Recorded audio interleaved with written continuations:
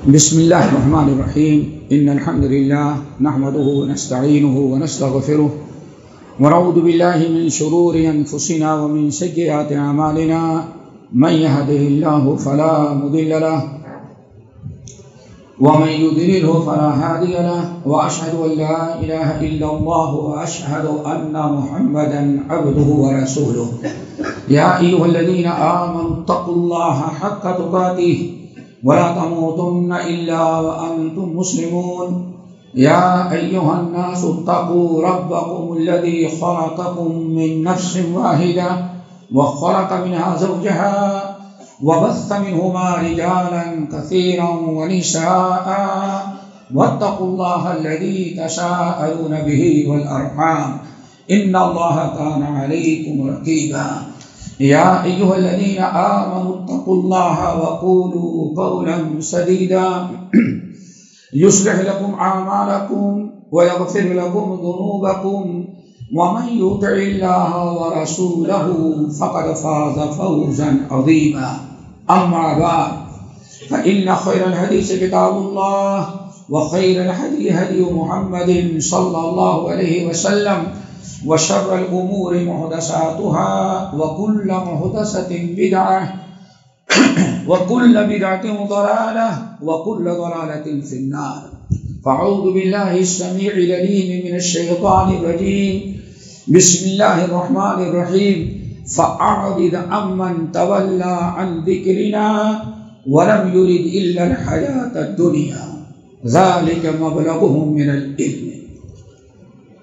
علماء کرام، بزرگان دین، نوجوان ساتھیوں، دینی اور اسلامی ماں اور بہنوں، ہم نے آپ حضرات کے سامنے سورہ نجم کی ایک آیت تلاوت کی ہے اور آج انشاءاللہ اسی آیت پر ہم گفتگو کریں گے. اللہ تعالی ہم سب کو عمل کی توفیق نصیب فرمائے. اور اسی کے ساتھ مسند احمد بن حنبل کی ایک حدیث جس کو عبداللہ ابن عمر ابن العاص رضی اللہ تعالی عنہما نے نبی علیہ السلام سے بسند صحیح نقل کیا ہے کہ نبی علیہ السلام نے ارشاد فرمایا ان اللہ لا یبغض کل جعذری جواد صخاب فی الاسواق حمار بالنہار وجیفۃ باللیل عالم بأمور الدنیا جاہل بأمور الآخرہ او کما قال علیہ السلام. یہی آیت اور یہ حدیث جو میں نے پڑھی ہے، انہی دونوں کا ترجمہ اور کچھ تشریح آپ کے سامنے رکھیں گے. دوستو، اللہ رب العالمین نے اپنے محبوب بندوں اور مبغوض ترین انسانوں کا تذکرہ قرآن پاک میں متعدد مقامات پر کیا ہے. ان الابرار لفی نعیم ان الفجار لفی جہیم. دونوں کا تذکرہ برابر ہوتا ہے. نبی علیہ السلام بھی اپنی احادیث میں ہر قسم کے لوگوں کا تذکرہ کرتے ہیں. اچھے لوگوں کا تذکرہ اس لیے ہوتا ہے دوستو کہ ہم ان کے نقش قدم پر چلیں، اور برے لوگوں کا تذکرہ اس لیے اللہ کے رسول صلی اللہ علیہ وسلم اپنی حدیث میں اور اللہ تعالیٰ قرآن اس لیے کرتے ہیں تاکہ ہم ان کے کردار اور گفتار سے اپنے آپ کو بچائیں. اللہ تعالیٰ کے فضل و کرم سے ہم میں سے ہر انسان یہی دعا بھی مانگتا ہے. جتنی نمازیں پڑھتا ہے ہر نماز کے ہر رکعت میں دعا کرتا ہے کہ اہدنا الصراط المستقیم صراط الذین انعمت علیہم، اللہ صراط مستقیم پر چلانا، اور وہ آپ کے نیک بندے جو صراط مستقیم پر اس سے پہلے چلیں، جو آپ کے فضل و کرم کے مستحق بن چکے ہیں، اللہ انہی میں ہم کو بھی شامل کرنا، انہی کے راستے پر ہم کو بھی چلانا. غیر المغضوب علیہم ولا الضالین، اللہ یہود نصارہ جو ان پر تیرا غضب ہے، جو گمراہ ہو گئے ہیں، ان کے راستے سے اللہ تعالی ہم کو بچانا. برے لوگوں کے راستے پر چلنے سے ہم برابر پناہ مانگتے ہیں کہ اللہ تعالی ہمیں بچائے. تو اس حدیث کے اندر اللہ تعالی نے اور اس آیت میں کچھ اور حدیث میں تقریباً 5-6 ایسے انسانوں کا تذکرہ کیا ہے. نبی علیہ السلام نے صحابہ کے زمانے صحابہ کے سامنے منبر پر کھڑے آپ خطاب کر رہے تھے، مقصد یہ تھا کہ ان 5 قسم کے لوگوں کے طریقے سے اپنے آپ کو بچانا۔ مقصد دوستو یہ تھا۔ وہ 5 چیزیں، 5 لوگ۔ نمبر 1، اللہ سبحانہ وتعالی ان اللہ لا یبغض کل جعدری جواز، اللہ ہر ایسے انسان سے نفرت کرتا ہے جس کے اندر 2 چیزیں پائی جائیں، جواز اور جعدری۔ جواز اور جعدری یہ 2 قسم کے آدمی ہیں جن سے اللہ بے انتہا نفرت کرتا ہے۔ اللہ تعالیٰ اپنے غضب، اپنے لعنت کو ان کو مستحق بناتا ہے۔ وہ 2 آدمی کون ہیں؟ ایک تو ہے جواز اور ایک ہے جعدری۔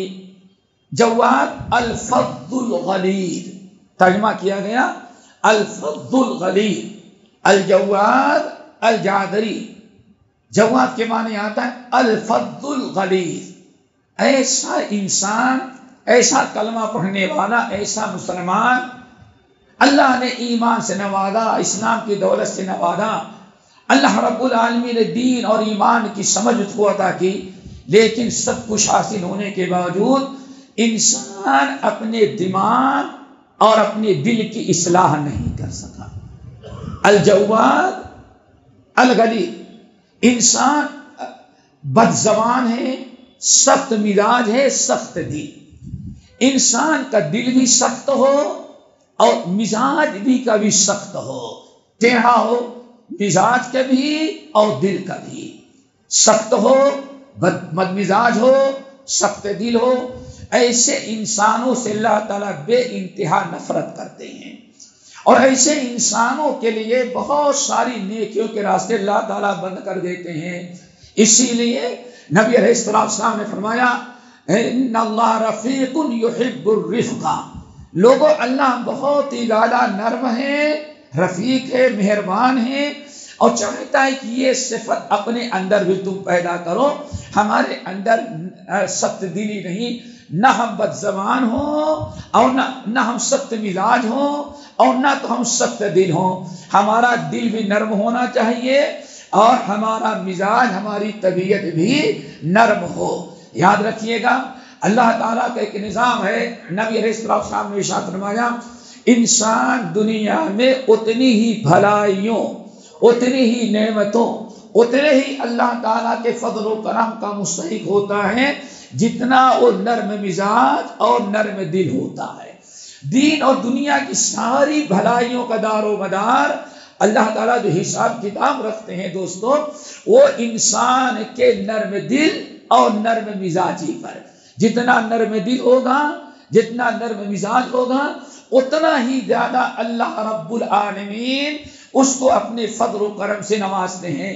کوشش ہونا چاہیے کہ ہم نرم مزاج بھی بنے اور نرم دل بھی بنے۔ نبی علیہ السلام اللہ اکبر، ایک مرتبہ عائشہ رضی، صحیح مسلم کی حدیث، ام المومنین عائشہ رضی اللہ تعالیٰ عنہ اونٹ پر سوار ہیں، سفر میں جا رہی ہیں۔ اونٹ جتنا بھگانا چاہتی تھی اتنا تیز اونٹ نہیں چل پا رہا تھا، تو حضرت عائشہ نے اس کی دھلائی شروع کر دی کہ اور تیز بھاگے۔ اللہ اکبر، جہاں ام المومنین عائشہ رضی اللہ تعالیٰ عنہ نے اپنی سواری اونٹ پر سختی کیا اور ضرورت سے زیادہ اس کو بھگانا چاہا، نبی علیہ السلام پیچھے سے دیکھ رہے تھے، یا عائشہ تو، اللہ اکبر، یا عائشہ تو، اے عائشہ علیک بالرفق، علیک بالرفق، اللہ اکبر، علیک بالرفق، اے عائشہ اپنے اندر ذرا نرمی پیدا کرو، فإن اللہ یحب الرفق، اللہ تعالیٰ رفق کو، نرمی کو بے انتہا پسند کرتا ہے۔ دوستو اگر یہی خوبی ہمارے اندر آ جائے تو نہ کبھی ہماری جماعت میں لڑائی ہو، نہ مسجد میں نمازیوں سے لڑائی ہو، نہ چلتے پھرتے لوگوں سے ٹکر ہو جائے تب گالی گلوچ کا معاملہ ہے۔ معاملہ ہے سختی کا، اللہ تعالیٰ کو یہ چیز ناپسند ہے۔ صحیح مسلم کی حدیث، اللہ اکبر، موقع اللہ سے فرمایا الا اخبرکم باہل الجنہ، میں تم لوگوں کو بتاؤں کہ جنت میں جانے والے کون سے لوگ ہیں؟ کون ہم میں ہے جو جنت کو نہ پسند کرتا ہو؟ الا اخبرکم، الا اخبرکم، کیا میں تم لوگوں کو بتاؤں، بمن یحرم علیہ النار، اللہ نے جس پر جنت کو واجب کر دیا ہے اور جہنم کی آگ کو اس پر حرام قرار دے دیا ہے۔ اتنا سنتے ہی صحابہ کرام نے کہا بلا یا رسول اللہ، اللہ کے رسول ضرور ہمیں بتائیں وہ کون سے لوگ ہیں جن پر اللہ نے جہنم کو حرام کر دیا اور جنت کا مستحق بنا دیا۔ پیارے نبی نے کیا بتایا، کل حین لین سہل قریب، کل حین لین سہل قریب۔ لوگوں یہ چار قسم کے آدمی ہیں جن پر چار خوبیوں والا انسان ہے جن پر اللہ تعالیٰ نے جہنم کو حرام قرار دے دیا اور جنت کا مستحق بنا دیا۔ دعا کرو اللہ ہمارے اندر وہ چیزیں پیدا کر دے، پیدا کریں گے تو پیدا ہو جائیں گی، پیدا نہیں کریں گے تو کبھی نہیں پیدا ہوتی۔ اسی لیے ہمیں کوشش کرنی چاہیے۔ کل حین، اللہ اکبر، ذرا سنیں، الا اخبرکم برجالکم من اہل الجنہ، میں تم لوگوں کو بتاؤں تمہارے لوگ کون ہیں جن پر جنت واجب ہے اور جہنم حرام کر دی گئی ہے۔ صحابہ نے کہا بلا یا رسول اللہ۔ آج فرمایا نمبر کل حین، نمبر 2 کل حین لین سہل قریب، یہ جن پر اللہ نے جنت کو واجب کیا ہے۔ نمبر 1 کل لین، جو انسان ذرا سا نرم ہو، نرم دل ہو۔ کل حین لین، بہت آسان ہو اس سے ملنا، اس سے بات کرنا، اس سے فائدہ اٹھانا، اس سے کچھ پوچھنا، اس سے کچھ مشورہ کرنا بہت آسان ہو۔ ایسا نہ ہو اتنا بد دماغ ہو کہ آدمی راستہ بھی پوچھنا چاہے تو سوچتا ہے کہ پوچھوں تو کہیں غصہ نہ ہو جائے۔ کچھ ایسے لوگ ہوتے ہیں گھر میں، ایسے ہوتا ہے کبھی باپ ایسا ہوتا ہے کہ بچے ڈرتے ہیں، کبھی شوہر ایسا ہوتا ہے بیوی ڈرتی ہے، بھائی ابھی کچھ بولیں گے تو اور پارا ہائی ہو جائے گا۔ اس کو انسان بڑا کمال سمجھتا ہے۔ اللہ تو کیا فرماتے ہیں، کل حین، اتنا آسان ہے جس سے ملنا آسان ہو، لین، بات کرنا آسان ہو، معاملہ کرنا آسان ہو، سہل، اگر کبھی اس سے ملنا ہو تو ملنے میں کوئی رکاوٹ نہ ہو، قریب، اتنا نرم دل ہے، اتنا بااخلاق ہے کہ لوگ اس کے قریب ہیں اور وہ لوگوں کے قریب ہے۔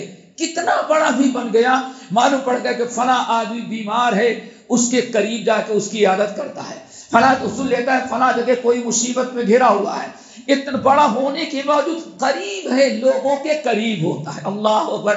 دعا کرو دوستو یہ خوبی ہمارے اندر پیدا ہو جائے۔ سہل لین حین قریب، کل حین لین سہل قریب۔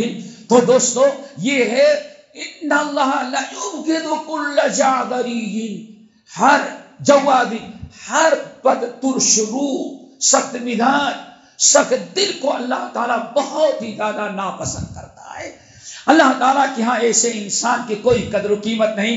دوستو اپنے دماغ کو، اپنے دل کو، اپنے مزاج کو ذرا نرم بنائیں۔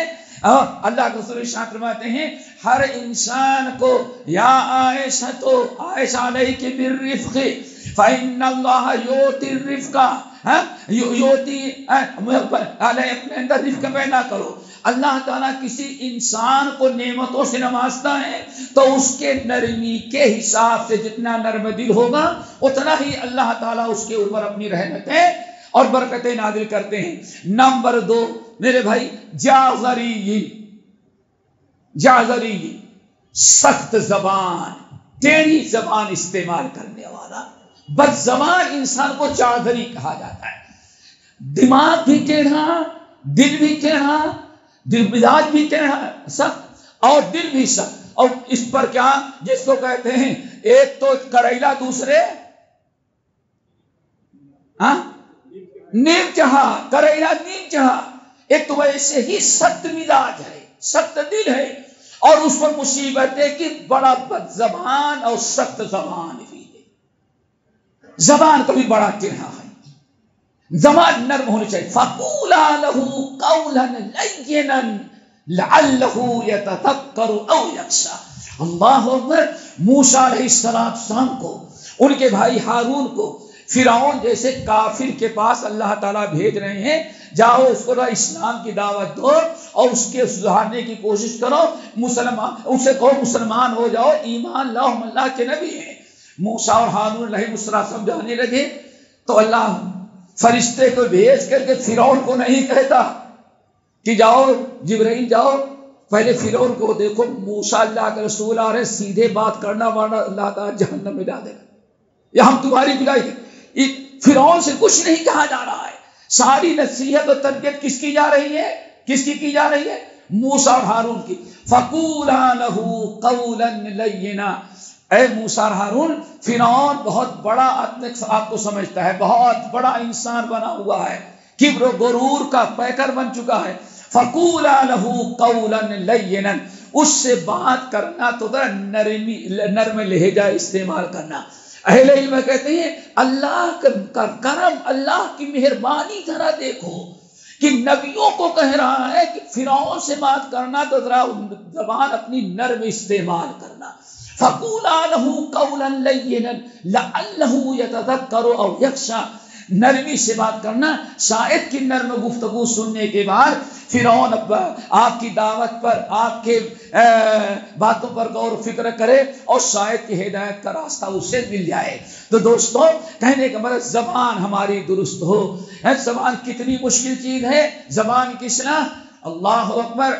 نبی حضرت عبداللہ بن مسعود رضی اللہ تعالیٰ کہتے ہیں یا رسول اللہ، یا رسول اللہ، ای الاعمال افضل، آپ بتائیں کہ سب سے بہترین عمل کیا ہے تاکہ میں وہی بہترین عمل کیا کروں۔ افضل الاعمال، آپ نے فرمایا عبداللہ الصلاۃ لوقتها، سب سے افضل عمل ہے اول وقت نماز پڑھنا۔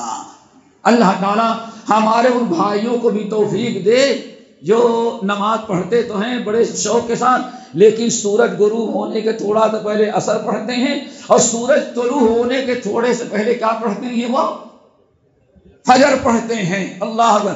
اور عصر بھی تقریباً ایسے ہی، ظہر بھی ایسے لیٹ کر کے پوچھا جائے، ذرا سوچو، افضل الصلاۃ۔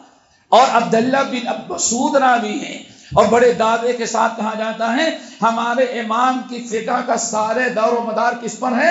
عبداللہ بن مسعود رضی اللہ تعالیٰ عنہ کی مرویات پر۔ عبداللہ بن مسعود رضی اللہ تعالیٰ عنہ پوچھتے ہیں یا رسول اللہ ای الاعمال افضل، آپ بتائیں سب سے افضل عمل کیا ہو تاکہ میں خود کیا کروں؟ آپ نے فرمایا الصلاۃ لوقتها، سب سے افضل عمل ہے اول وقت نماز پڑھنا۔ کہنے لگے ثم ماذا یا رسول اللہ، اللہ رسول اچھا اس کے علاوہ، اللہ اکبر، اس سے کے علاوہ بتائیں، اس کے علاوہ سب سے افضل عمل کیا ہے؟ آپ نے فرمایا عبداللہ اول وقت نماز پڑھنے کے بعد تو سب سے افضل عمل ہے ان یسلم الناس من لسانی، کہ اپنی زبان سے لوگوں کو محفوظ رکھو، اپنی زبان کے شر سے لوگوں کو محفوظ رکھو، یہ سب سے بڑا عمل ہے۔ اللہ تعالیٰ سے دعا کرو ہم سب کو اپنی زبان کی حفاظت کرنے کی توفیق نصیب فرمائے۔ سارا بگاڑ میاں بیوی کے لڑائی سے لے کر کے امام اور مقتدی تک کی لڑائی آپ دیکھیں گے، سب کی ابتدا دوستوں کہاں سے ہوتی ہے؟ زبان سے۔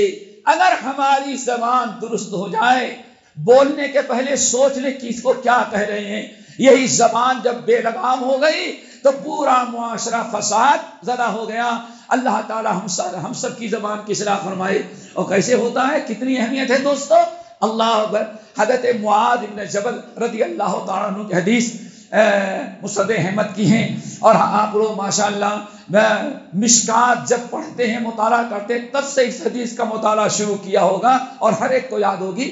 معاذ بن جبل رضی اللہ تعالیٰ عنہ کہتے ہیں مسلمان ہو گیا، کلمہ پڑھ لیا، بہت سارے جہاد کر لیے، اور کئی سارے علاقوں کے اللہ تعالیٰ نے مجھے گورنر اور حاکم بنایا، لیکن ایک تمنا میرے دل میں تھی کہ اللہ کبھی نبی سے ایسی ملاقات ہو کہ کوئی تیسرا نہ ہو، میں رہوں اور نبی علیہ السلام، بس تیسرا کوئی نہ ہو۔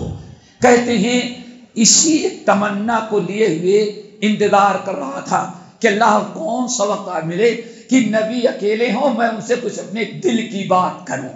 کہتے نہیں موقع مل رہا تھا۔ غزوہ تبوک سے جب واپس آ رہے تھے تو واپسی میں ایک جگہ نبی علیہ السلام نے پڑاؤ ڈالا، چلتے چلتے لوگ تھک گئے تھے، وہاں پڑاؤ ڈالا، نبی علیہ السلام کے لیے لوگوں نے ایک طرح تکاسایا تھا، زمین ہموار کر کے بستر ڈال دیا، نبی علیہ السلام لیٹ گئے آرام کرنے کے لیے، اور وانتشر الناس، اور باقی سارے صحابہ ادھر ادھر منتشر ہو گئے، کسی کو درخت کے نیچے، کسی کو پہاڑ کے دامن میں، کسی کو چٹان کے سائے میں، جہاں جہاں جگہ ملی اپنا لیٹ کر کے آرام کرنے لگے۔ اتفاقاً ہمیں جو جگہ ملی نبی علیہ السلام سے کچھ فاصلے پر، اور اللہ رسول اکیلے سوئے تھے اور میں بھی لیٹ تو گیا، لیکن میں نے کہا آج اچھا چانس ہے کہ سب لوگ سو رہے ہیں اور نبی علیہ السلام اکیلے اس درخت کے نیچے لیٹے ہیں، تو زندگی بھر کی تمنا، آج تک تو موقع نہیں ملا حضر میں، آج سفر میں شاید موقع مل جائے، اس لیے چلو آج اللہ کے رسول سے اپنی دل کی بات کہہ دو۔ کہتے کھڑا ہوا ادھر جانے کے لیے، لیکن سوچا نبی علیہ السلام آرام فرما رہے ہیں، بہت بڑی گستاخی ہوگی کہ ابھی اللہ کے رسول کے پاس جاؤں اور اللہ کے رسول اٹھ کے بیٹھ جائیں، میں سوال کروں، گفتگو کروں، تو نبی علیہ السلام کے شان میں بڑی بے ادبی ہوگی، تھکے مادے آرام کرنے دو۔ کہتے پھر واپس آ گیا، لیکن جب واپس آیا تو پھر دیکھنے میں بات آئی، ٹھیک ہے گستاخی تو ہوگی، لیکن شاید آج ہم نے چانس گنوا دیا تو شاید اب دوبارہ چانس نہ ملے۔ ذرا 9 سال تو ہجرت کے گزر گئے، کس کے؟ ہجرت کے 9 سال گزر گئے، اور ایمان لائے کے کئی سال ہو گئے، یوں سمجھے تقریباً 20-22 سال گزر گئے، ابھی تک تو چانس نہیں ملا۔ اب آج چانس ملا ہے، اگر آپ کے بے ادبی کا خیال رکھوں گا آرام کا، تو شاید ایک چانس نکل جائے تو کبھی نہ ملے، اس لیے ہمت کی اور آگے اللہ سے سوال کرنے کے لیے پہنچ گئے۔ السلام علیکم یا رسول اللہ، اللہ کے سلام کیا، اللہ رسول کے بیٹھ گئے۔ معاذ کیا ہوا؟ اللہ رسول بس گستاخی تو ہوگی، لیکن عرصے دراز سے میرے دل میں تمنا تھی کہ آپ سے تنہائی میں ملاقات ہو تو کچھ دل میں سوالات ہیں پوچھ لوں۔ اللہ سے بتاؤ کیا سوال ہے؟ یا رسول اللہ اخبرنی بعملی یدخلنی الجنہ ویباعدنی من النار۔ اللہ اکبر۔ اللہ رسول پوچھتے کیا سوال ہے؟ اللہ رسول سوال کوئی بڑا اہم نہیں ہے، لیکن بس ایک ہے، وہ کیا؟ ہمیں کوئی ایسا عمل بتا دیں جو عمل اتنا پاورفل، اللہ کو اتنا محبوب ہو کہ اس عمل کی برکت سے ہم جنت میں چلے جائیں اور اللہ ہم کو جہنم سے بچا لے۔ اللہ اکبر۔ ذرا سوچو جہنم سے بچنے کی اور جنت میں جانے کی کتنی فکر تھی، زندگی بھر کا سوال کی تمنا صرف ایک تھی، وہ عمل معلوم ہو جائے جس کی برکت سے جنت میں چلے جائیں اور جہنم سے بچ جائیں۔ اللہ یہی فکر آج ہمارے اندر پیدا کر دے، ہمارے دلوں پر ایسی کائی جم گئی ہے، سب کچھ یاد ہے، رات بھر ماشاءاللہ رات بھر ہم لیتے رہیں گے، نیند نہیں آئے گی، کہیں بزنس کی فکر ہے، کہیں رشتوں کی فکر ہے، کہیں کاروبار کی فکر ہے، کہیں کوئی پیسہ لے کے بھگ گیا اس کا ٹینشن ہے، ساری زندگی ہماری انہی چیزوں کے اندر گزر جا رہی ہے، لیکن کبھی ٹینشن نہیں آتا کہ پتا نہیں جنت ملے گی کہ نہیں ملے گی، جہنم سے بچنے کا کوئی ٹینشن نہیں ہے، جنت حاصل کرنے کی کوئی فکر نہیں ہے میرے بھائی، اتنی دنیا الہاکم التکاثر حتی زرتم المقابر۔ اللہ اکبر۔ ادھر صحابہ کا معاملہ کیا ہے؟ اللہ اکبر۔ امام احمد بن حنبل رحمۃ اللہ علیہ نقل کرتے ہیں کہ دیکھیں کتنی فکر تھی، حضرت ابو دردہ رضی اللہ تعالیٰ عنہ رات کو بستر پر آئے، باندی تھی، باندی سمجھتے ہیں نا جنگوں میں جو، اس لیے آج بہت سارے لوگ اپنی نوکرانی اس کو بھی باندی سمجھتے ہیں، یہ باندی نہیں ہے، جنگوں میں جو پکڑی جاتی تھی عورتیں مجاہدین میں تقسیم، ان کو باندھی، وہ بغیر شادی کیے مالک کے لیے حلال ہے، جیسے قرآن پاک نے وعدے کیا ہے۔ بہرحال وہ باندھی تھی، سر میں کچھ درد تھا، ابو دردہ رضی اللہ تعالیٰ کے سر میں کچھ درد تھا، باندھی کہتی ہے میرے ران پر آقا سر رکھ کر کے لیٹ گئے اور میں کچھ تیل لی اور اپنی آقا کے سر پر درد کر رہا تھا، تیل کی مالش کرنے لگی، کہتے ہیں مالش کر رہی تو تھوڑی دیر کے اندر ہمارے آقا ابو دردہ اس قدر رونے لگے کہ آنکھوں سے آنسو بہتے ہی جا رہے ہیں، بہتے ہی جا رہے ہیں، داڑھی تر۔ آنسو ٹپک کر کے میری ران گیلی، ادھر ہمارے ران کے بعد بستر گیلا ہو رہا ہے۔ ابو دردہ تھا، ان کا رونا بند ہی نہیں ہوتا۔ میں سوچا کہ شاید تکلیف بڑھی ہے، لیکن روتے ہی جا رہے ہیں۔ میں نے کہا آقا کیا بات ہے، کیوں رو رہے ہیں، کیا پریشانی آپ کو ہے؟ سر میں زیادہ درد ہو رہا ہے کیا؟ نہیں کچھ نہیں ہے بیٹی، کچھ نہیں، کوئی تکلیف نہیں۔ اصل میں لیٹا ہوا تھا، قرآن پر غور کر رہا تھا، تمہیں قرآن پاک کی ایک آیت آ گئی، یاد آ گئی۔ کہا وہ کون سی آیت ہے؟ وہ آیت سنائی سورہ مریم کی، وَإِن مِّنكُمْ إِلَّا وَارِدُهَا كَانَ عَلَىٰ رَبِّكَ حَتْمًا مَّقْضِيًّا ثُمَّ نُنَجِّي الَّذِينَ اتَّقَوْا وَنَذَرُ الظَّالِمِينَ فِيهَا جِثِيًّا۔ یہ دو آیتیں کریں، یہ ہمیں آیت رلا رہی ہے۔ کہا کیا ہوا؟ کہتے ہیں ابو دردہ نے کہا قرآن پاک میں تو وعدے کر دیا ہے، وَإِن مِّنكُمْ إِلَّا وَارِدُهَا كَانَ عَلَىٰ رَبِّكَ حَتْمًا مَّقْضِيًّا، تم میں سے ہر انسان کو ایک مرتبہ جہنم کا چکر لگانا ہی لگانا ہے۔ کیوں بھائی؟ جانا ہے ہم کو اور آپ کو نہیں، لیکن جائیں گے کیوں؟ دیکھنے کے لیے جائیں گے، تاکہ دیکھیں وہاں کی گرمی اور عذاب دیکھ لیں گے، پھر جنت کی قدر محسوس ہوگی۔ کیا خیال ہے؟ گرمی سے آئے تب اے سی کی قدر معلوم پڑتی ہے، سردی میں آئے ہیٹر چالو کے گھر میں لگے تب گرمی کی قدر معلوم پڑتی ہے۔ تو یہی معاملہ اللہ نے رکھا ہے، ہر ایک کو جہنم کا نظارہ کروایا جائے گا، تاکہ جنت میں آنے کے بعد سب کو جنت کی قدر ہو۔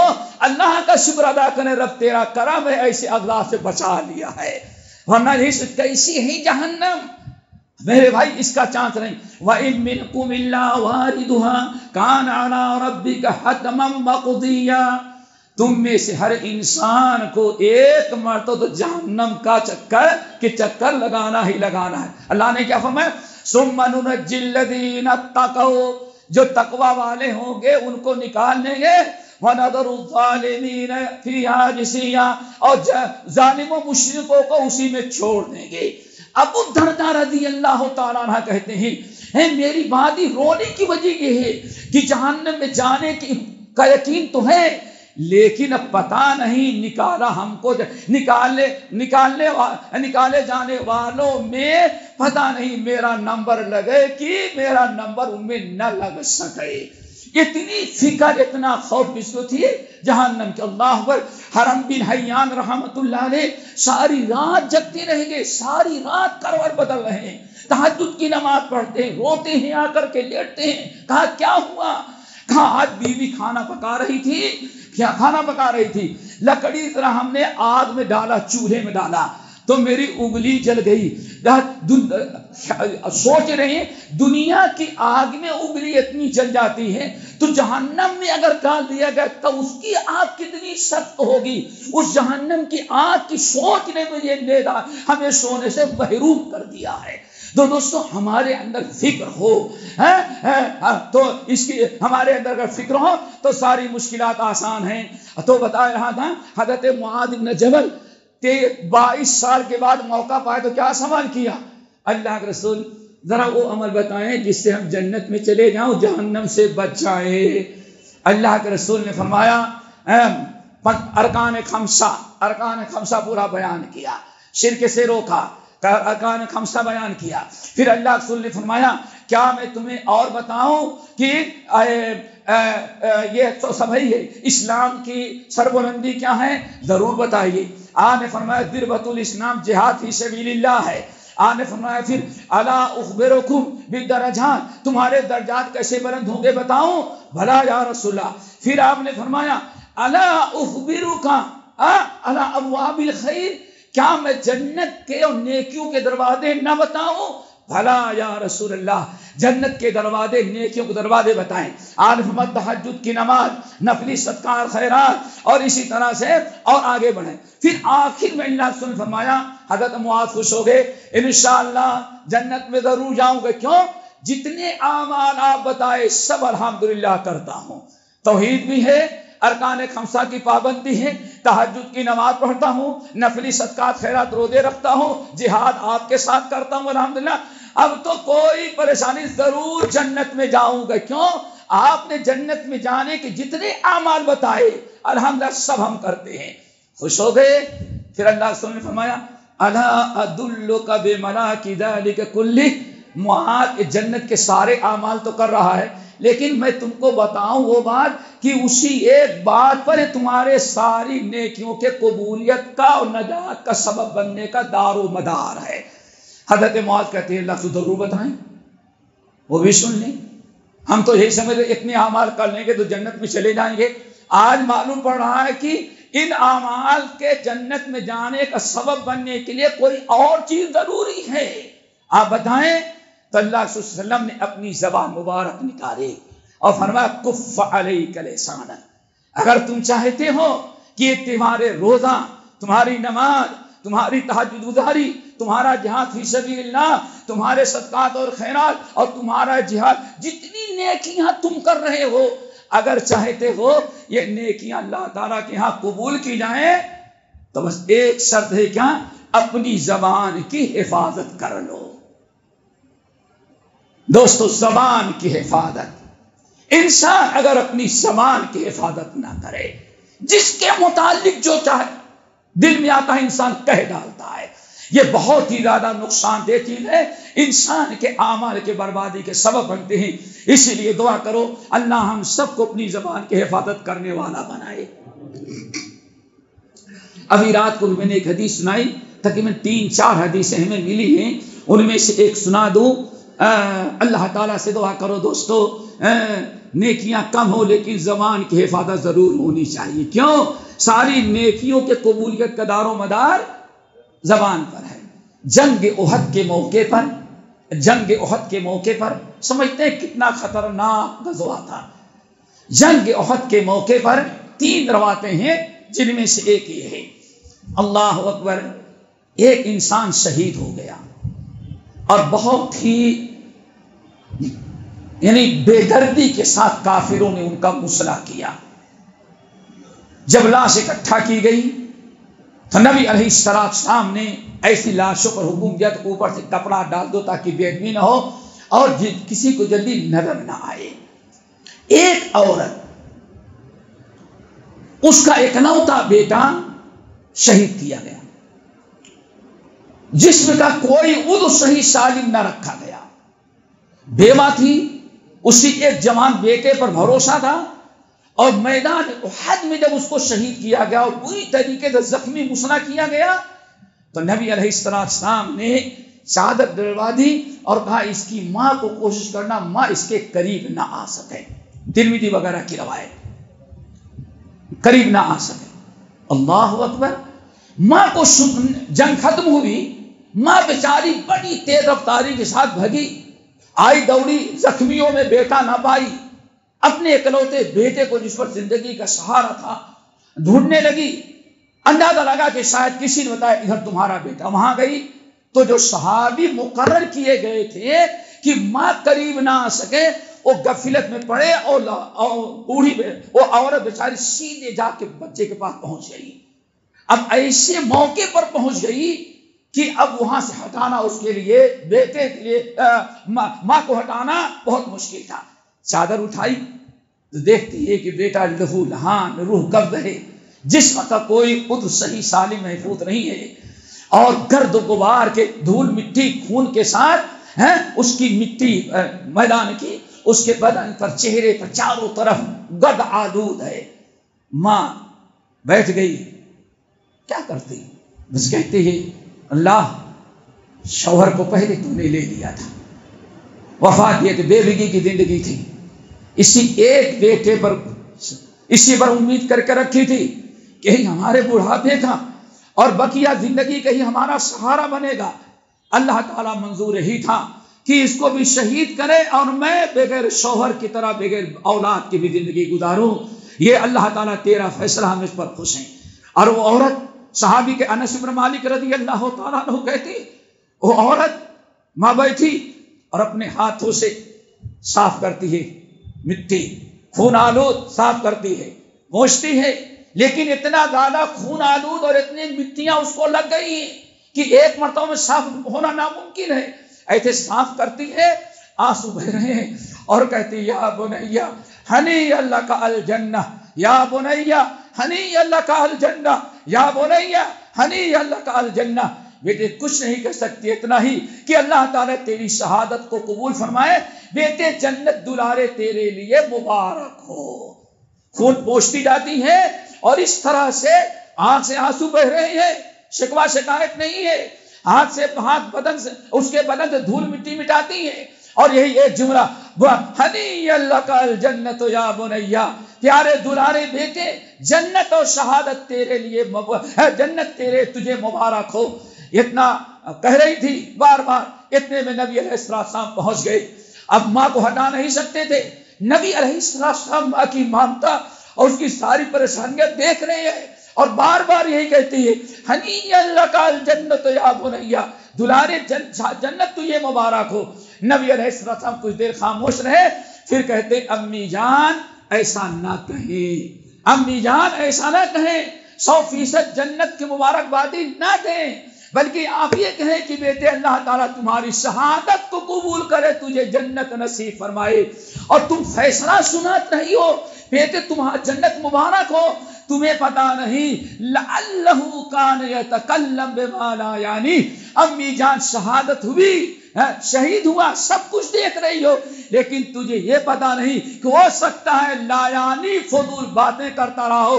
تمہیں یہ نہیں پتا کہ شاید اس نے اپنے زبان کی حفاظت نہ کی ہو.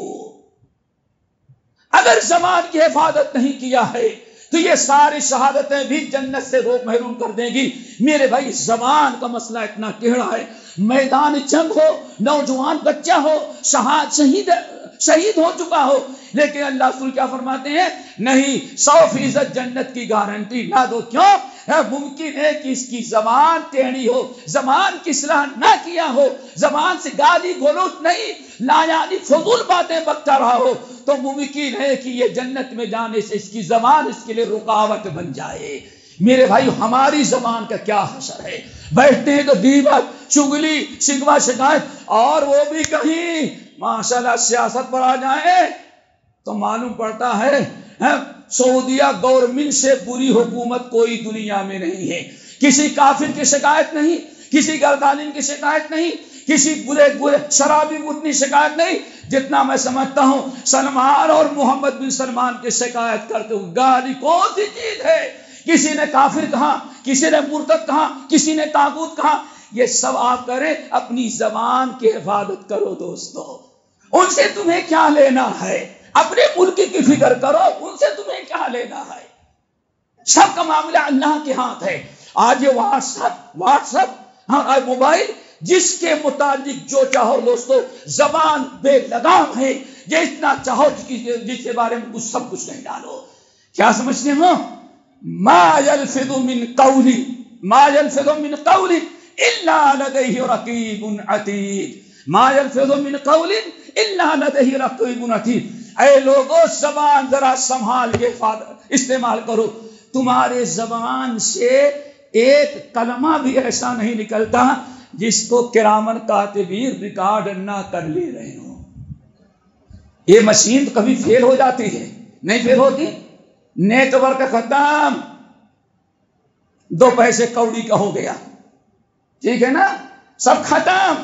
لیکن اللہ رب العالمین، آپ نے سوچا کبھی کتنی مشکل زندگی ہے؟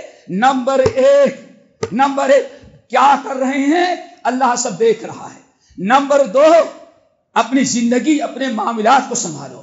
نمبر 2 اللہ نے ریکارڈ کے لیے فرشتوں کو مقرر کر دیا ہے اور ایسا ریکارڈ کرتے ہیں لا یعصون اللہ ویفعلون ما یؤمرون. ان سے کبھی مسٹیک نہیں ہو سکتی کہ ہاں چھوٹ جائے. ہمارے رات کہیں چائے پیتے ہو کچھ کہہ ڈالو نوٹ نہ کرے، سب کچھ، کوئی ایک بات ریکارڈ سے غائب نہیں ہوتی. انہوں نے ریکارڈ کر لیا. نمبر دو آپ جہاں کھڑے ہو کر کے، جہاں بیٹھ کر کے، جہاں لیٹ کر کے، چاہے کرسی پہ ہو، آفس میں ہو، پارک میں ہو، کلبوں میں ہو، روڈوں پر ہو، ہوٹل پر ہو، جہاں بھی آپ ہیں اللہ نے اس زمین کو حکم دے دیا ہے یہاں بیٹھ کے کیا کہہ رہا ہے. کیا کر رہا ہے اور کیا حرکتیں کر رہا ہے، اس کی زبان سے، آنکھ سے، جسم کے اعضاء سے یہ کیا کر رہا ہے۔ زمین کو اللہ نے حکم دیا کہ زمین سب ریکارڈ تیار کر قیامت کے دن تجھے کیا خیال ہے؟ نہیں ہے قرآن میں کہیں یومئذ تحدث اخبارها بان ربک اوحی لها۔ اے میرے بندو ذرا ہوشیار رہنا، ہماری پکڑ سے بچ نہیں سکتے۔ کوئی اپنے ویب سائٹ سے بٹھا دو گے تاکہ پولیس نہ پکڑ سکے، سب کچھ کر لو گے، لیکن ہمارے یہاں معاملہ یہ ہے ہم جو تمہارا ریکارڈ تیار کر رہے ہیں، یومئذ تحدث اخبارها بان ربک اوحی لها۔ اللہ نے زمین کو حکم دیا ہے، قیامت کے دن زمین کو اللہ حکم دے گا، زمین کہہ دے گی اللہ یہ فلاں ابن فلاں ابن فلاں فلاں جگہ پر فلاں مقام پر ہمارے اوپر یہ بات کیا تھا، یہ حرکتیں کی تھی، یہ مشورہ کیا تھا، یہ حرام کاری کی تھی، یہ فضول کام کیے تھے۔ زمین سب اگل دے گی، سب بیان کر دے گی۔ کیا خیال ہے؟ آسان زندگی ہے دوستوں کہ ہے مشکل؟ بہت مشکل ہے۔ حساب کتاب وہی کرم کر جائے تب آسان ہے سب کچھ۔ اللہ کے رسول فرماتے ہیں صحیح مسلم کی حدیث، اس کی پکڑ سے کوئی بچ نہیں سکتا۔ ایک بندہ آئے گا بڑا ہوشیار، نبی رہتا تو خطبہ دے رہے تھے اور خطبہ دیتے ہوئے اتنے ہنسے آپ کہ آپ کا تلوا نظر آنے لگا۔ صحابہ کرام نے پوچھا یا رسول اللہ آپ خطبے کے درمیان اتنا ہنس رہے تھے کہ آپ کا تلوا نظر آ رہا تھا؟ اللہ نے فرمایا حسیس میں نہ آ رہے تھے، ایک بیوقوف بندہ اپنے رب سے جھگڑ بحث کرنے لگا۔ رہا ہوگا کوئی وکیل حجت کر رہا ہے، ایک انسان اپنے رب سے حجت کر رہا ہے اور اللہ نے ایسا پکڑا کہ بالکل لاجواب سارے گناہوں کے اقرار کر لیا۔ وہ کیا ہے یا رسول اللہ؟ اللہ سے فرمایا اللہ ایک بندے کو بلایا، آؤ حساب دو، تو حساب کتاب کرنے لگا تو اللہ فرماتا ہے تم نے اتنا کیا اتنا کیا اتنا کیا اتنا، نہیں اللہ میں نے نہیں کیا، میں نے نہیں کیا ہے یہ سب، میں نے نہیں، کس نے کیا؟ ہو سکتا ہے کرامن کاتبین غلطی کی ہو کہ اپنے مرضی سے دوسروں کا گناہ ہمارے انعام اعمال میں ڈال دیا ہو، میں نے تو نہیں کیا یہ سب میں نے نہیں کیا ہے۔ اللہ فرماتے بندے تیرے ہیں دے، تاریخ کے ساتھ، وقت کے ساتھ، جگہ کے ساتھ، نہیں اللہ یہ سب کچھ ہے لیکن میں نہیں مان سکتا کہ میرے گناہ ہیں، میں نے کیا ہے یہ تو مانے کیسے؟ اللہ سے فرماتے ہیں اللہ نے فرمایا اچھا کچھ تو کیا ہوگا، ہاں اللہ تعالیٰ کچھ تو ہیں ہمارے اللہ سارے گناہوں کا اعتراف کیسے کرواتا ہے؟ بندہ بڑا ہوشیار بن رہا تھا۔ ہمارے مولانا مسلم رحمۃ اللہ علیہ کہا کرتے تھے یا تو خوب ترار ہو حاضر جوابی میں میاں، سمجھئے نا، عجیب سی بات ہے، بندہ قبول کرنے کے لیے تیار ہی نہیں ہوتا ظالم، نہیں میں نے نہیں کیا، ہمارے اوپر ظلم کیا ہے، ظلامت کا ملائکہ کتبتی، میرے فرشتوں نے کرامن کاتبین نے ظلم کیا، اللہ ظلم تو کیا ہی ہے، غیروں کا گناہ ہمارے نامہ اعمال میں ڈال دیا۔ اللہ فرماتے اچھا بتا کتنا تو نہیں، اللہ تم کچھ کیے ہوں گے تو اللہ تعالیٰ نے فرمایا فرشتوں کو ایسا کرو اس کے جتنے بڑے بڑے گناہ جتنے کے انکار کرا سب ہٹا دو، سب دور کر دو، ہٹاؤ۔ اب چھوٹے چھوٹے کچھ گناہ ہیں، کچھ تو اس بات ہو، اب چھوٹے چھوٹے گناہ رہ گئے تو اللہ فرماتے یہ ہیں تیرے، اللہ تعالیٰ اتنے تو ہو گئے تھے لیکن وہ جتنے تھے وہ سب میں نے نہیں کیا تھا۔ اچھا بھائی، اللہ تعالیٰ فرشتوں سے کہتے ہیں کیسے اقرار کروایا؟ اللہ فرماتے ہیں فرشتوں اچھا ایسا کرو، میاں تمہارے ساتھ فرشتوں نے ظلم کیا تھا، اللہ بالکل ظلم کیا تھا، یہ دونوں کا گناہ ہمارے نامہ اعمال میں نوٹ کر دیا، اگر تو انصاف نہ کرتا تو جہنم میں چلا جاتا میں غیروں کو گناہ کر کے۔ اچھا ظلم کیا؟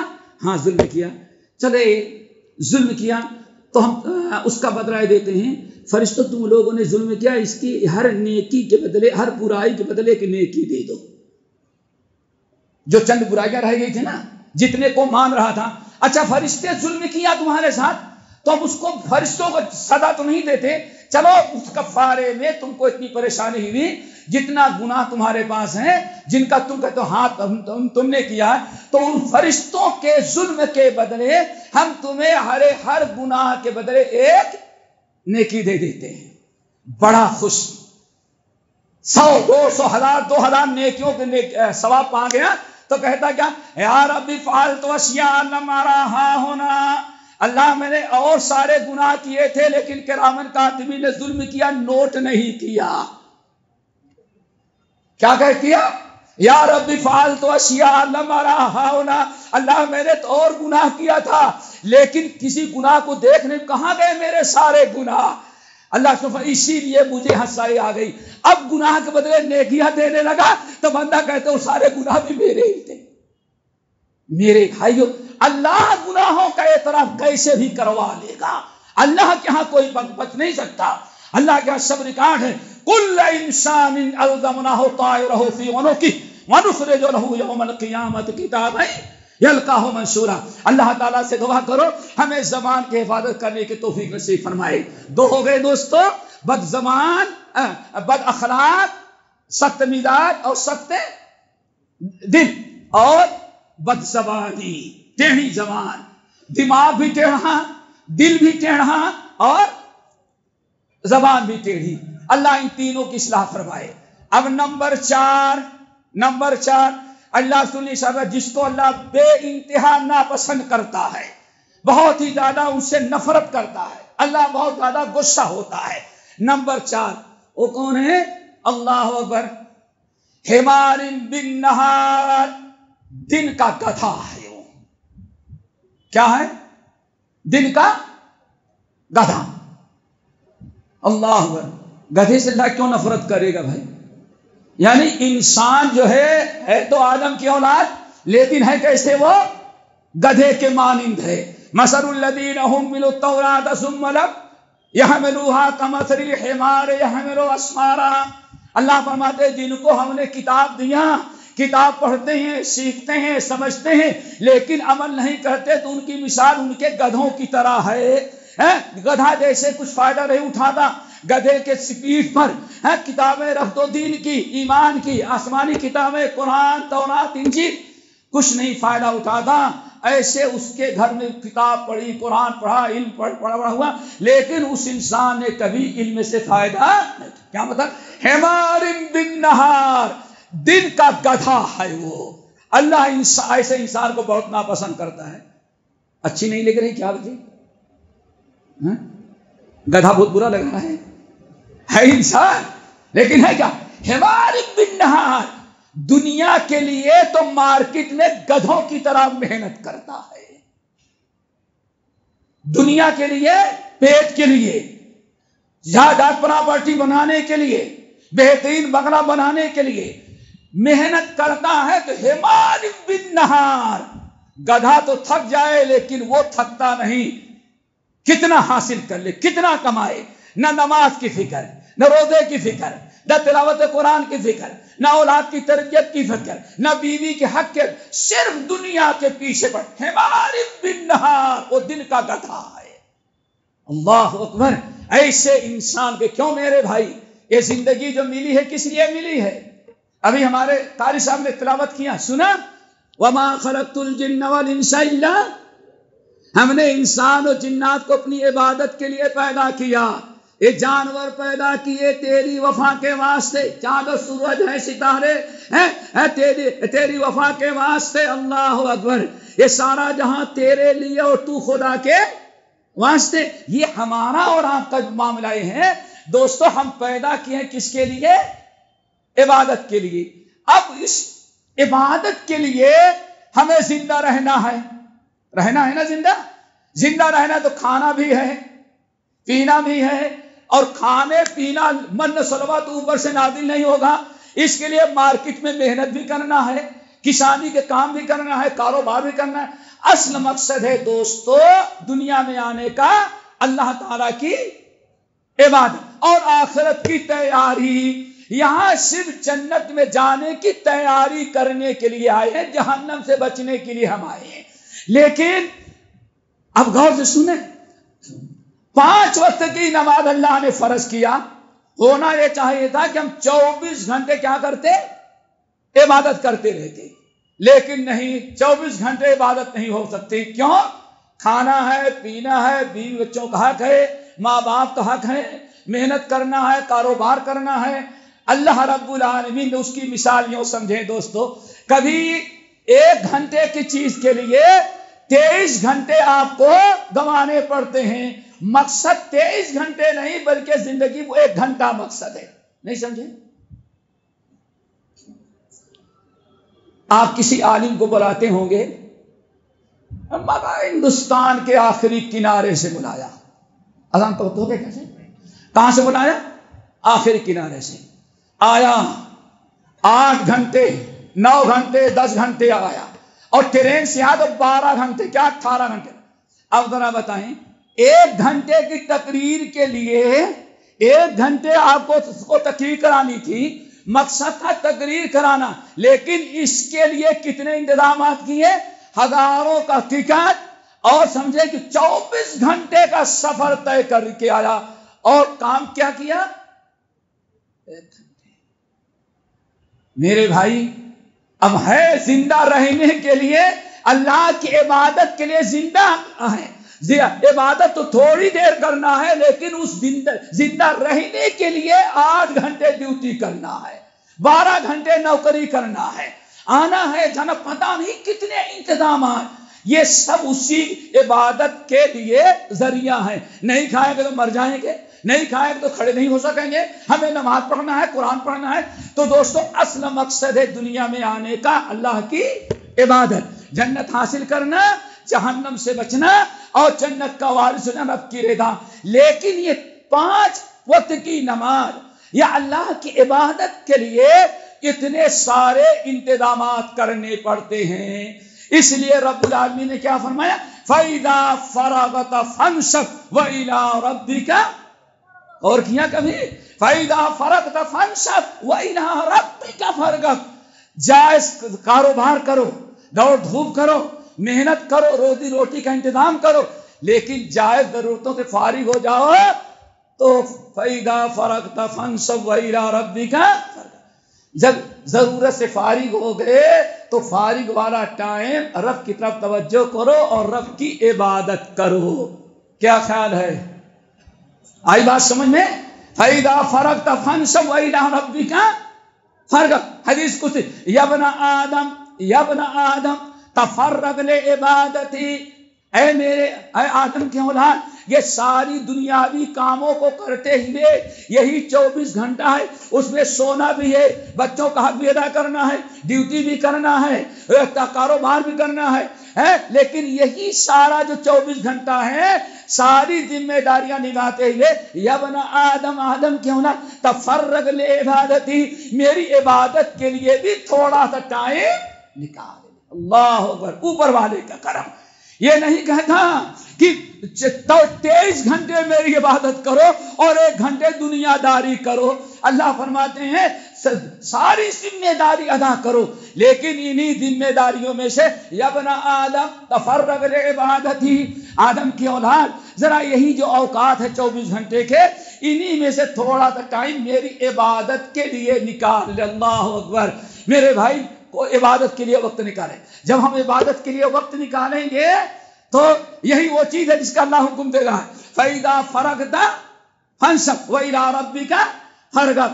جب اپنی ذمہ داری سے فارغ ہو جاؤ تو دوستوں کے ساتھ گھومنے نہ چلے جاؤ، پارکوں اور کلبوں کو آباد نہ کرو، اور آج تو کہیں جانا ہی نہیں ہے، بس موبائل لے کر کے بیٹھ گئے پوری دنیا سے بے خبر.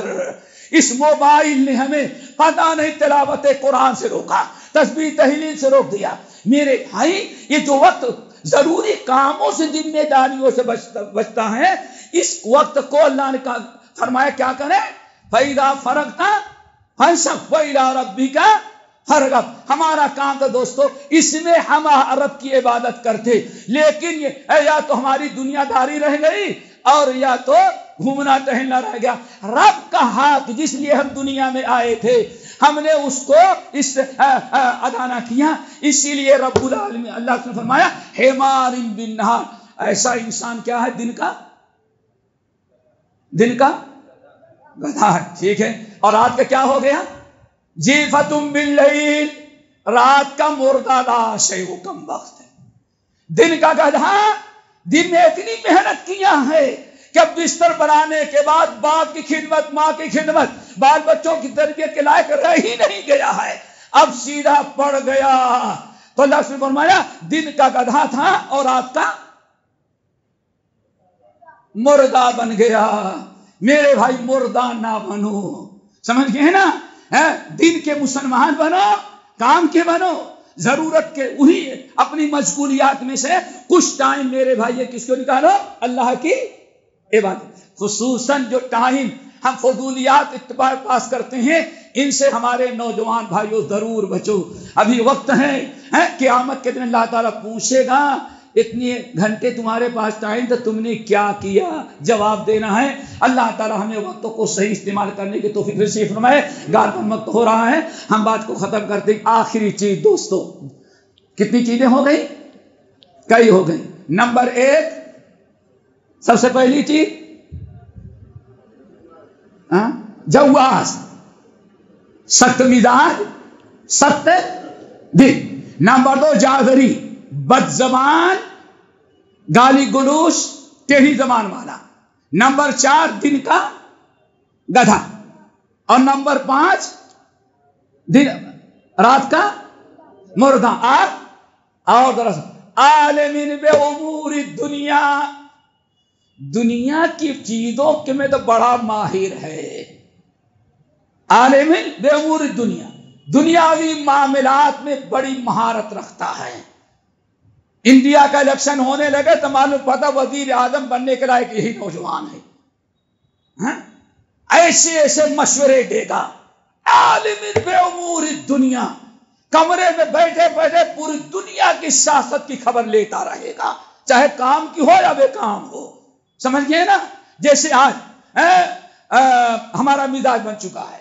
عالم بے امور دنیا, دنیا کے معاملات میں تو بہت تیز و ترار ہے.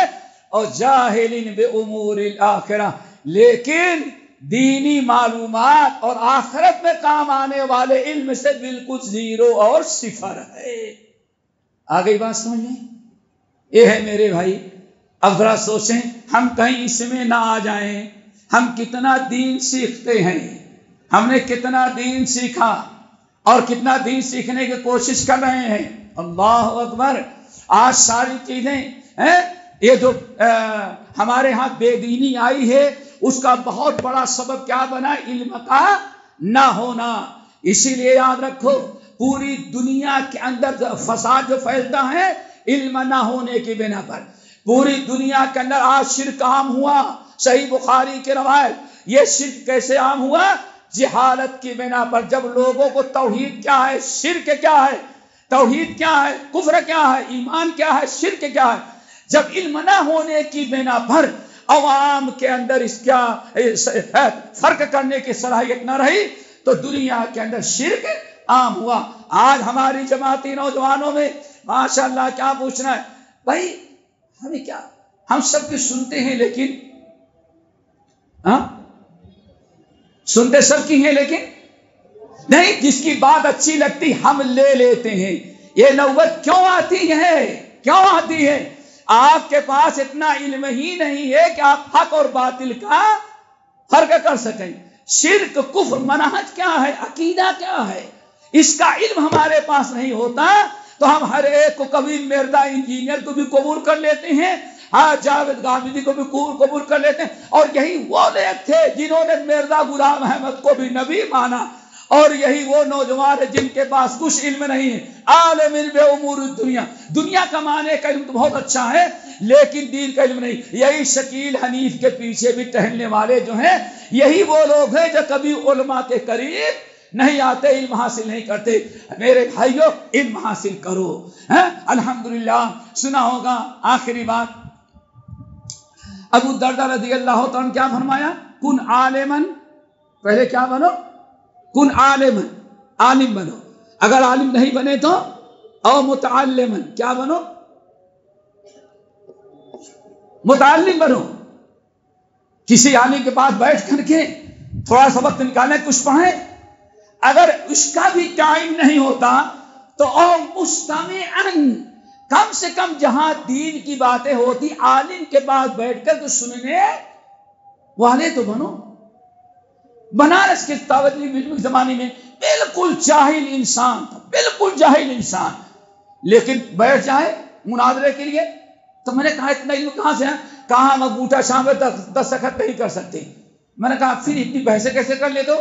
کہا مولانا ابوالقاسم صاحب بنارسی کی خدمت میں جایا کرتا تھا.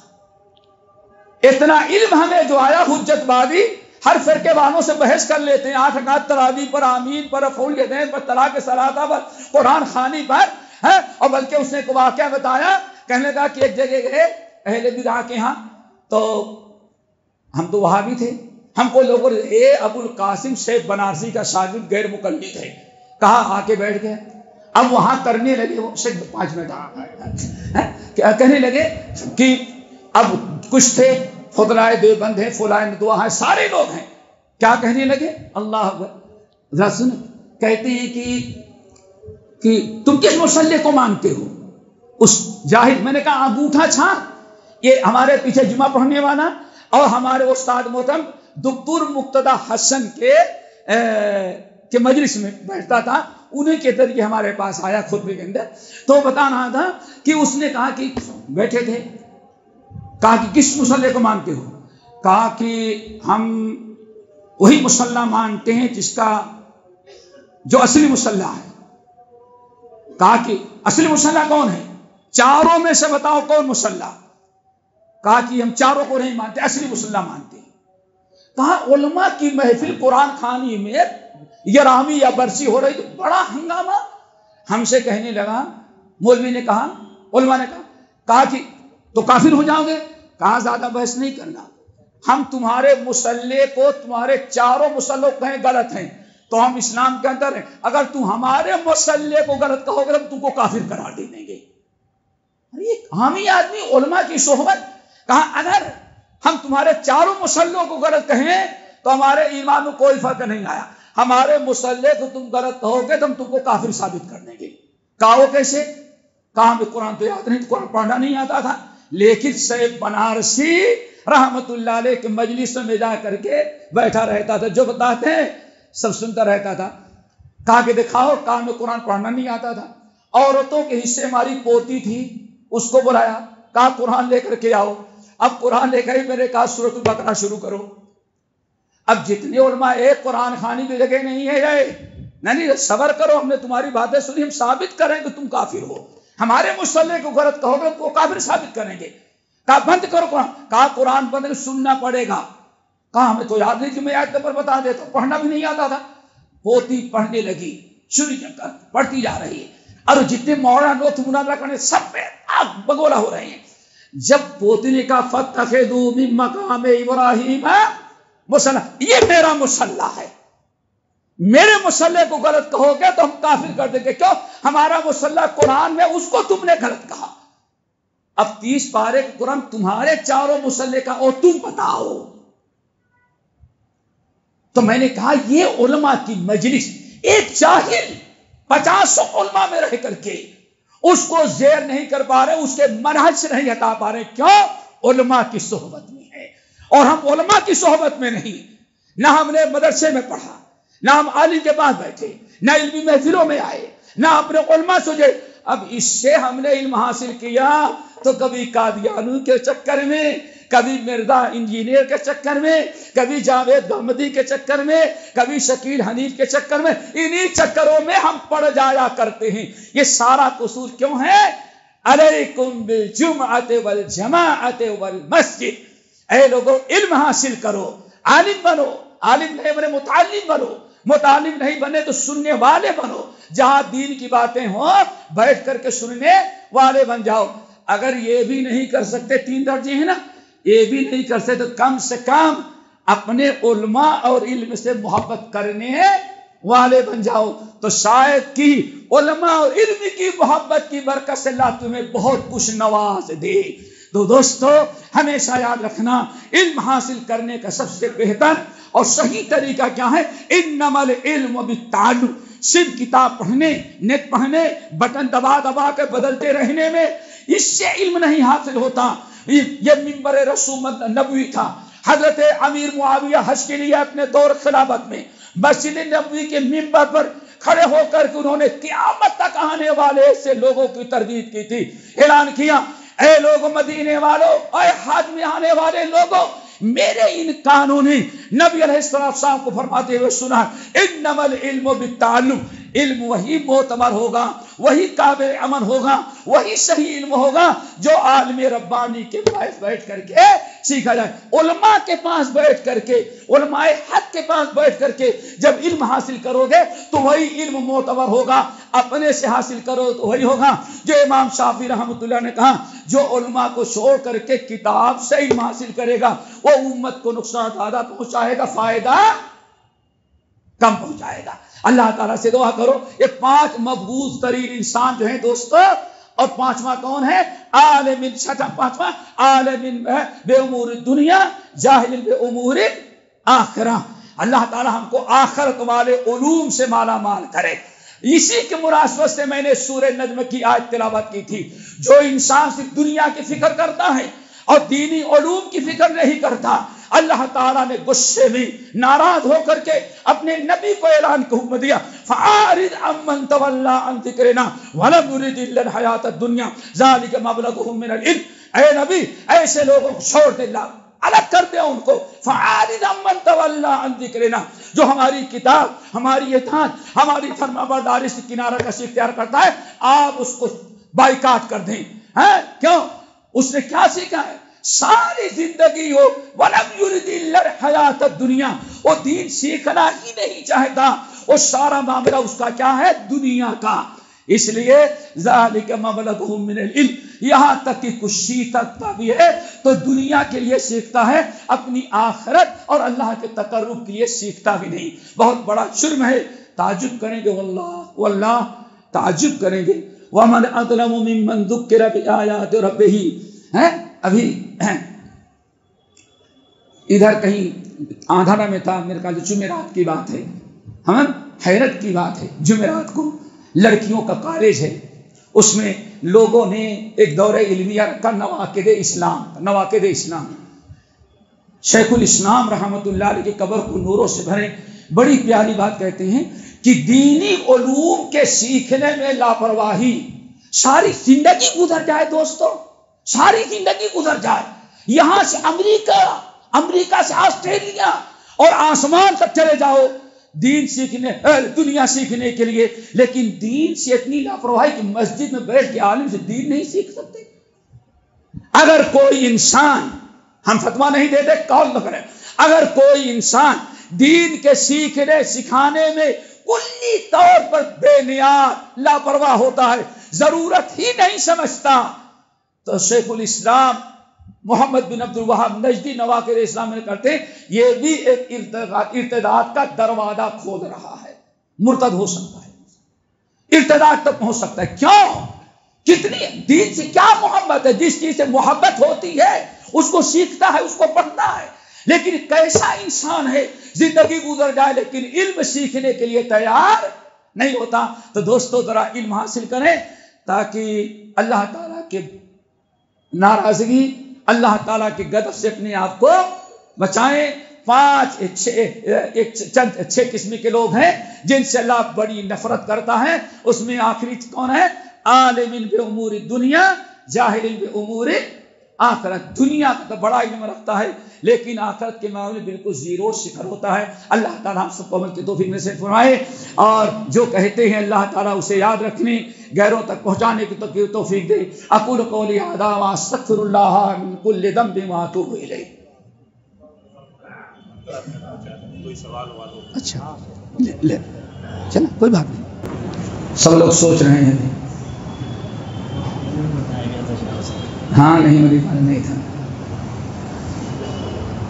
کوئی سوال نہیں بھائی؟ چلو الحمدللہ۔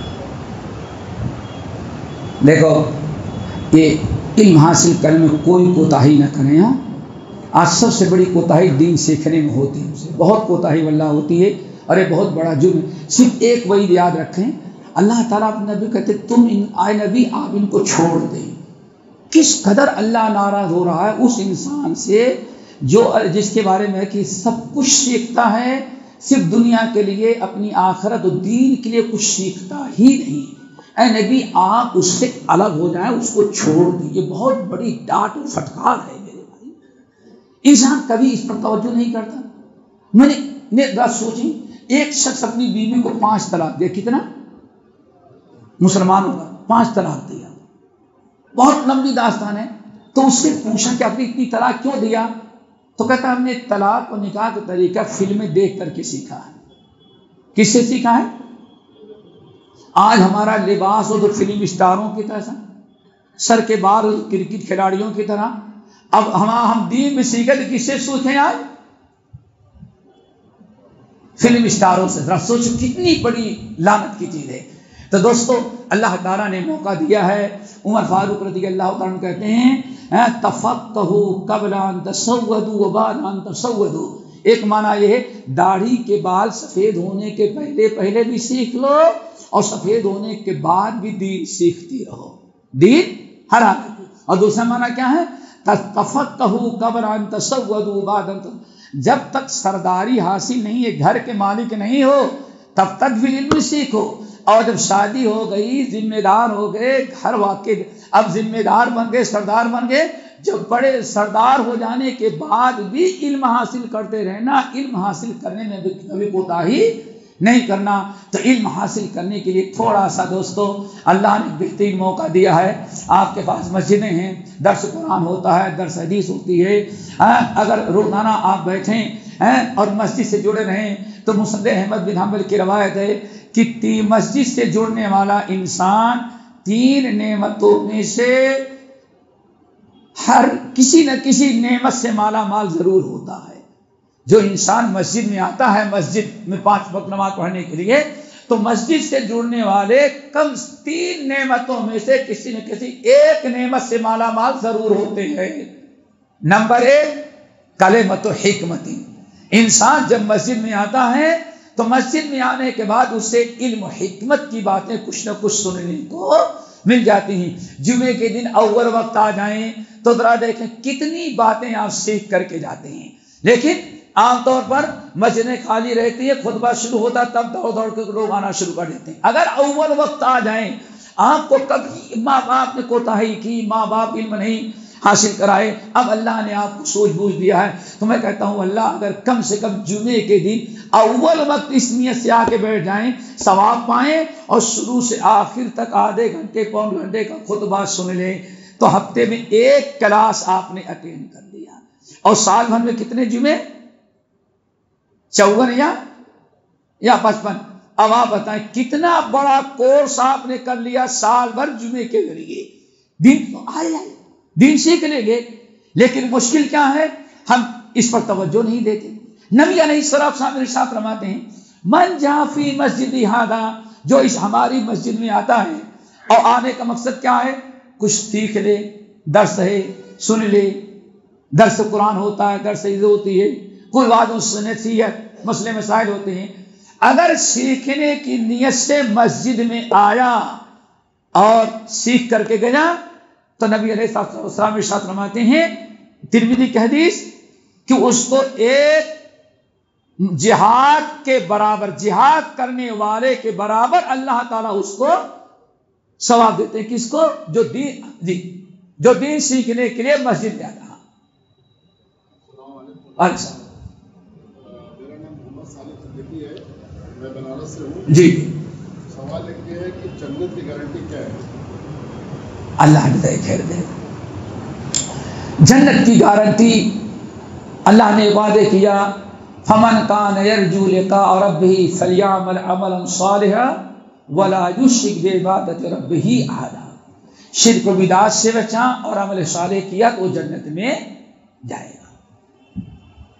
لیکن ہمارے نبی صلی اللہ علیہ وسلم نے فرمایا کہ تم اگر زبان اور شرع کی گارنٹی لو جنت کی گارنٹی. جی ٹھیک. تو یہ ہے، لیکن ایمان اور عمل صالح کے ساتھ، ایمان اور عمل صالح کے ساتھ ساتھ انسان عمل صالح کی ایک شکل کیا ہوتی ہے؟ انسان کی زبان کی حفاظت. پوچھا گیا یا رسول اللہ سب سے بڑی عبادت کیا ہے؟ آپ نے ارشاد فرمایا سب سے بڑی عبادت کہ امسک لسانک، اپنی زبان کو کیا کر لو؟ کنٹرول میں کر لو. تو نبی علیہ السلام نے بشارت دی ہے من یضمن لی ستا، جسے 6 چیزوں کی گارنٹی دے، جب اس کو جنت میں داخل کرنے کی گارنٹی دیتے ہیں، ان میں 2 کیا ہے؟ جس نے اپنی زبان کی اور اپنے شرمگاہ کی. جی جی ہاں جی. لیکن یہ سب کم ہے.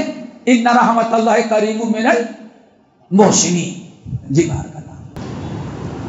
کسی نے سوال کیا ہے کہ مساجد میں دینی درسگاہ بنانے کے بجائے دینی تعلیم کے لیے اسکول قائم کرنا کیسا ہے؟ جزاکم اللہ خیرا. میں سمجھتا ہوں اصل میں دیکھیں 1857 کے پہلے، انگریز کے حکومت کرنے کے پہلے کوئی مدرسہ الگ عمارت میں نہیں ہوتا تھا، کوئی دینی مدرسہ الگ سے نہیں تھا. پورے بر صغیر میں جتنے مدرسے ہوتے تھے سب مسجد کے اندر ہوتے تھے، سارے مدرسے مسجد کے اندر. بلکہ مورخین نقل کرتے ہیں کہ دلی کے اندر تقریباً 1000 مدرسے تھے. کتنے؟ کیوں جتنی مسجدیں ہوتی تھی مسجد والا مسجد بناتا، مسجد کے ساتھ کچھ کمرے بنا دیتا، تو اور اس مسجد کے اندر امام کے علاوہ ایک مدرس یا 2 مدرس جتنے اس کے اندر تنخواہ دے سکتا تھا اور کر دیتا تھا. اور وہیں ایک استاد آتا تھا یا 2 استاد، سب کو وہی درس دیتا تھا.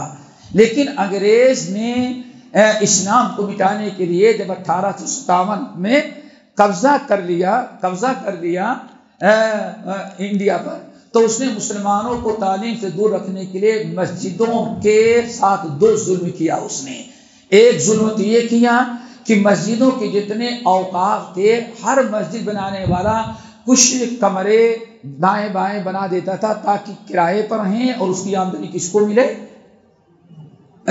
مسجد کو. لیکن ایک تو جائیداد ضبط کر لی.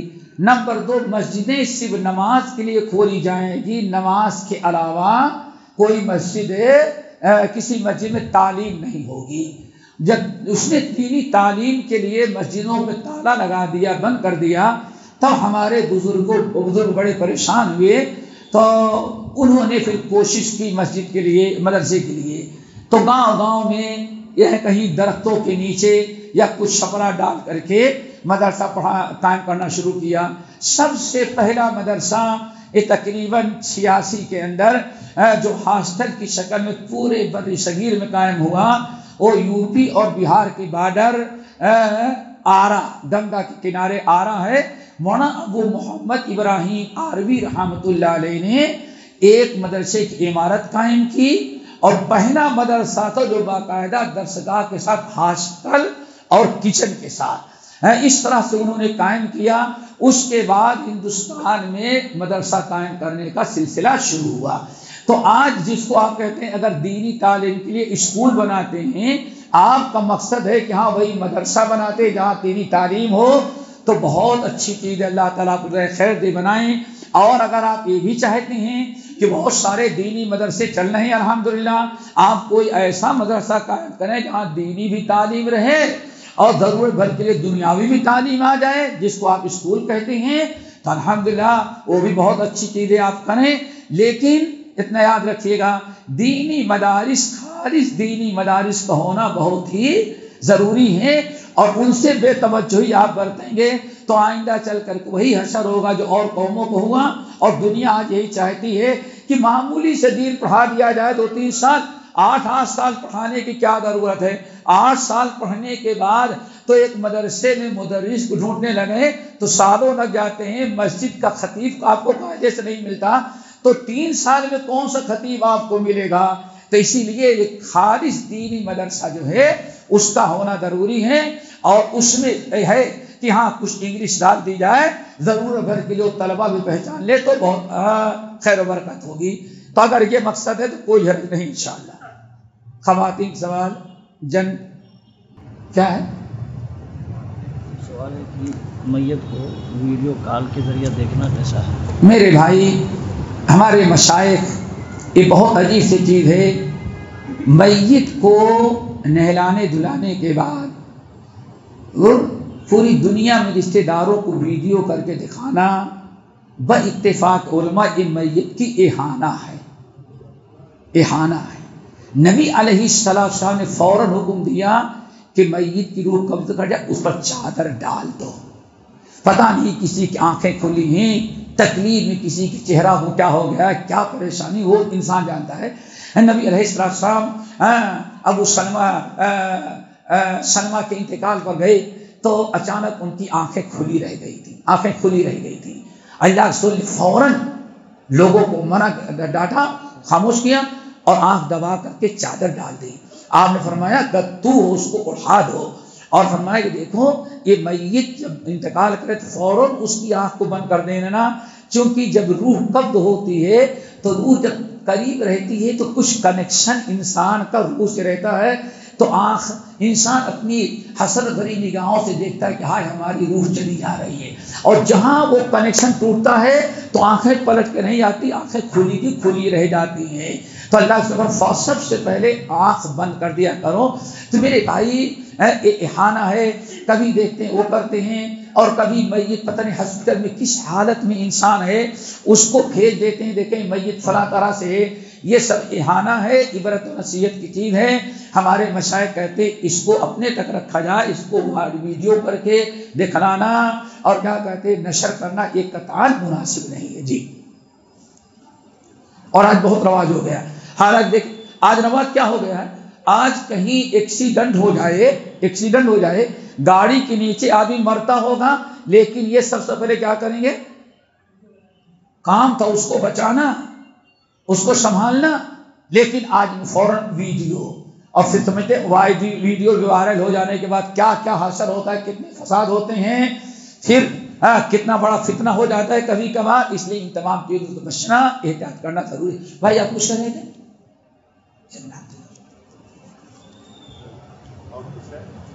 اور کچھ پہلا کیا تھا، کیا ہے سونا بدلنے کا کیا طریقہ ہے؟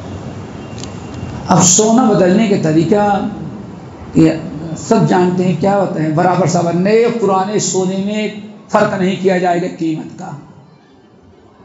الذهب بالذهب والفضة بالفضة يدا بيد سواء بسواء.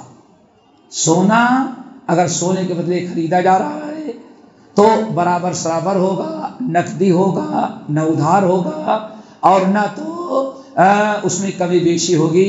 اگر آپ کو سونے میں فرق ہے تو آپ سونا اپنا بیچ دیں، قیمت آپ کے قبضے میں آ جائیں، تو آپ دوسرا سستا ہو یا مہنگا آپ اپنے سے خرید لیں، اس کو کوئی حرج نہیں ہے انشاءاللہ. لیکن سونے کے بدلے سونا خریدنے سے اجتناب و پرہیز کرنا چاہیے. نئے پرانے سونے میں کوئی فرق نہیں کیا جائے گا. چل